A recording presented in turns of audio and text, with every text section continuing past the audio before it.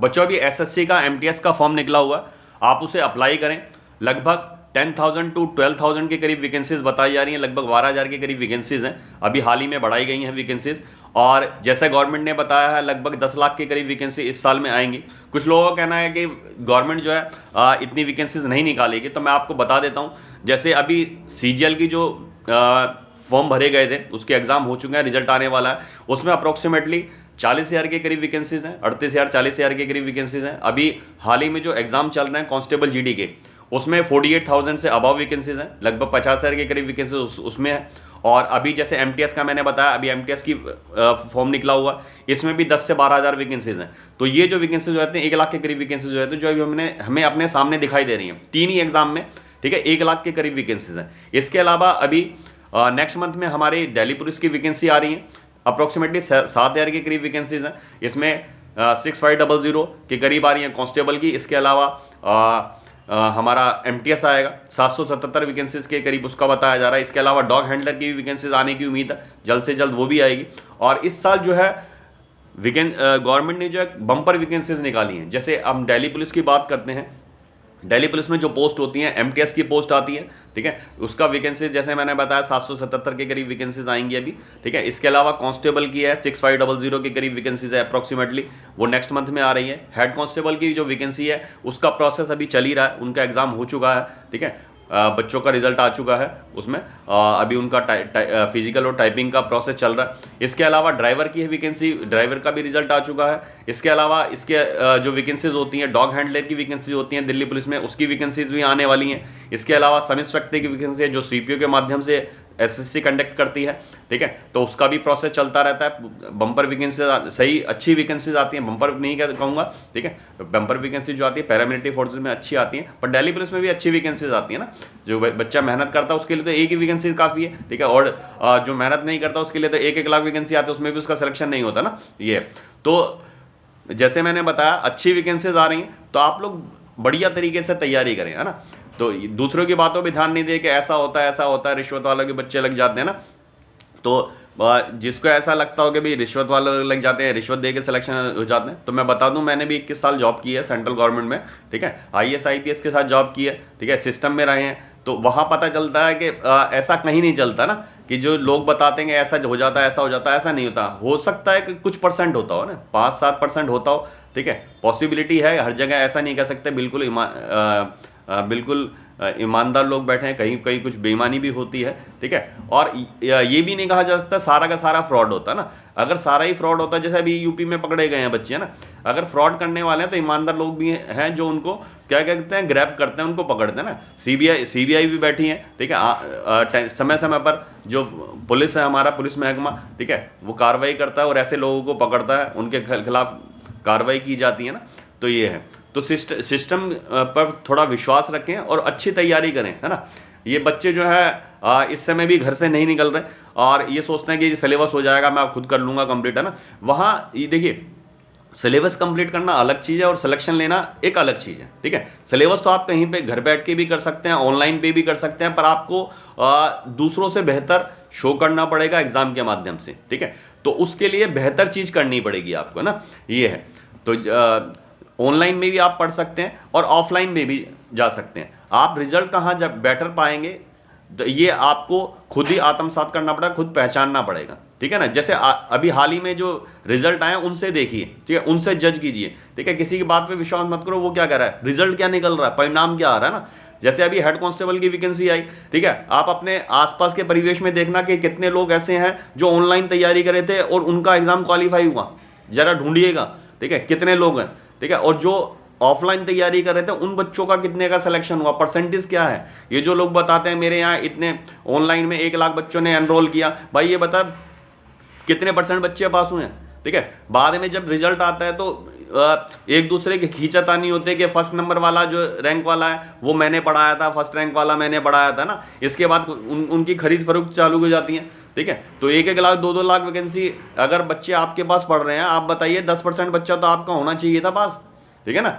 अगर 1 लाख लोगों ने आपके यहाँ एनरोल कराया, जो आप बार बार बताते हैं मेरे यहाँ 1 लाख ने एनरोल करा दिया, मेरे इतने लाख ने एनरोल करा दिया, ठीक है ना। वहाँ बताइए रिजल्ट क्या रहा। अगर 10% रिजल्ट भी होता 10,000 बच्चा आपका हो जाता, ठीक है। ये है। तो इसका मतलब तो दूसरा जो तैयारी करा रहे हैं उनके यहाँ से एक भी बच्चा पास नहीं होने, सारा तुम्हारे यहाँ से पास हो जाता। ठीक है। दूसरा जो भीड़ आती है, आप लोग देखते हैं सोशल मीडिया पे, देखते हैं इतने क्लासेस में भीड़ है। ठीक है। तो जरा उनसे रिजल्ट भी पूछिएगा कितने रिजल्ट आता है। ठीक है। भीड़ तो आपने दिखा दी है ना, वो तो आपने ऐड के माध्यम से कर लिया, कोई आपकी जो वीडियो है वो वायरल हो गई। ठीक है ना। आपने किसी चैनल को खरीद लिया, ठीक है, जिसपे करोड़ों सब्सक्राइबर हैं, लाखों सब्सक्राइबर हैं, उस चैनल को खरीद लिया और आपने वीडियो डालने शुरू कर दिया ना, ठीक है, उसके माध्यम से आपने भीड़ जुटा ली। ठीक है। फेक जो भीड़ आती है ना, आप ये बताइए कितना % रिजल्ट आया। ठीक है। जैसे अभी मैं लल्लन टॉप की बात करूंगा, लल्लन टॉप जो एक अच्छा चैनल है, ठीक है, वहाँ जो कुछ टीचर्स आए उनसे जब पूछा, वो पहले तो काफ़ी बता रहे थे मेरे पास इतने लोग पढ़ते हैं, जब एक रिपोर्टर ने ये पूछा जी ये बताइए कितना % रिजल्ट आता, तो उन्होंने कहा भी मैं रिजल्ट का हमें मालूम नहीं है ना, हम रिकॉर्ड रखते ही नहीं रिजल्ट का। क्यों नहीं रखते भाई रिजल्ट?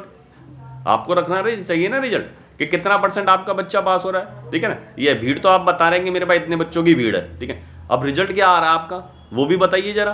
ठीक है। वो तो सामने आना चाहिए ना। अगर आप बेहतर पढ़ा रहे हैं तो आपका रिजल्ट भी ये दिखना चाहिए कि कितना % रिजल्ट है। ठीक है। ये है। तो भाई बच्चों तैयारी करो और बढ़िया तरीके से तैयारी करो, घर पे बैठ के नहीं होगा, है ना। कोई ये सोचता हो घर पे बैठ के हो जाएगी तैयारी, नहीं होगी, है ना। आपको फील्ड में तो आना पड़ेगा, दूसरे से बेहतर तो खुद को शो करना पड़ेगा। ठीक है। खुद पर वर्क करना पड़ेगा। ठीक है। जैसे ऑनलाइन का ही मैं बताता हूँ, अच्छा एक बहुत बढ़िया माध्यम है ऑनलाइन क्लासेस। ठीक है। तो जो बच्चे गांव देहात में रहते हैं, जो शहरों की तरफ नहीं आ सकते, कोचिंग नहीं ले सकते, उनके लिए एक अच्छा माध्यम है ऑनलाइन क्लासेस का। बट यहाँ पे उल्टा हो रहा है। ठीक है। क्या उल्टा हो रहा है? जैसे दिल्ली में भी जाके आप इंस्टीट्यूट्स में देखते हैं जहाँ पे काफ़ी रश है, वहाँ देखते हैं 90% स्टूडेंट तो बाहर का है। गांव देहात का बच्चा जो है, बाहर का बच्चा जिसके बारे में बात की जाती है कि ऑनलाइन उनके लिए बेनिफिशियल है, तो वो तो बच्चा दिल्ली में आके तैयारी करे, दिल्ली का बच्चा सोया हुआ। ठीक है। इतनी बम्पर वैकेंसीज निकल रही हैं, इवन देन वो घर से बाहर निकलने को तैयार नहीं है। ठीक है। तो ये जो भीड़ की बात हो रही है, 90% बच्चा बाहर का आ रहा है। ठीक है। जब आप किसी क्लास का वीडियो देखते हैं तो जब जो रिपोर्टर है वो पूछ रहा है कहाँ से आए हैं, वो बताता है मैं यूपी से हूँ, मैं राजस्थान से हूँ, मैं बिहार से हूँ, है ना। ये तो गांव देहात का बच्चा वो ऑनलाइन क्लास ले सकता है वहाँ पे, बट वो उस ऑनलाइन क्लास को छोड़कर वो ऑफलाइन क्लास में बैठ के क्लास कर रहा है, वो हॉस्टल में रह रहा है। ठीक है। ये खुद खाना बना रहा है, तो उसको पता है ना कि ऑनलाइन का क्या बेनिफिट है और ऑफलाइन का क्या बेनिफिट है। ठीक है ना। तो बच्चों ऑनलाइन अच्छी क्लास है। ठीक है। हम ये नहीं कहते ठीक नहीं है, ऑनलाइन भी अच्छा है, बट रिजल्ट कहाँ से निकल रहा है ये आपको खुद ही सोचना पड़ेगा। समझ रहे हैं बात? जब तक आप घर से बाहर नहीं निकलेंगे, रिजल्ट देखिए आप फिलहाल में क्या रिजल्ट आया है। ठीक है। जो वर्तमान में रिजल्ट आ रहा है, हेड कांस्टेबल का क्या रिजल्ट रहा है, ड्राइवर में क्या रिजल्ट रहा है, ठीक है, सीजीएल का भी रिजल्ट आने वाला है, उसमें देखिएगा कितने बच्चे ऑनलाइन के पास हुए, कितने ऑफलाइन के। परसेंटेज पूछा करो कहीं जाते हो, ये बताओ भी कितने % आपके पास स्टूडेंट, कितने स्टूडेंट पढ़ रहे थे, तैयारी कर रहे थे, और कितना % रिजल्ट रहा। ठीक है। ये कहना कि मेरे पास से 100 बच्चे पास हो गए, यार 5000 बच्चा बैठा था तुम्हारे पास। ठीक है। उसमें आपने 100 बच्चे बता दिए। ठीक है ना। ये है।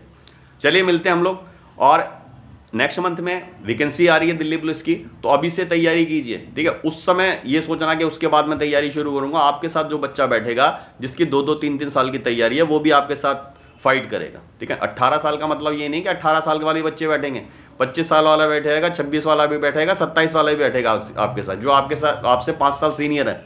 तो अगर आपको बीट मारना है तो आपको भी तैयारी करनी पड़ेगी, उतनी तैयारी करनी पड़ेगी। ठीक है। क्योंकि वहाँ तो एक ही प्लेटफॉर्म पे होगा। ठीक है। तो आपका भी एग्जाम होगा, उसका भी होगा। अगर वो 2-3 साल से पहले से तैयारी करा तो आपको उसको बीट मारने के लिए पहले से तैयारी शुरू करनी पड़ेगी।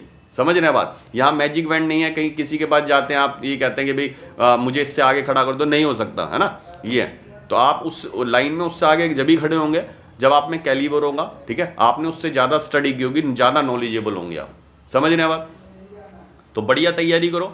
ठीक है। और ऑनलाइन ऑफलाइन का जो ये दौर चल रहा है उसमें देखो रिजल्ट कौन दे रहा है, रिजल्ट कहाँ से प्राप्त हो रहा है। खाली सिलेबस कंप्लीट करने से मतलब नहीं है, रिजल्ट कहाँ से मिल रहा है।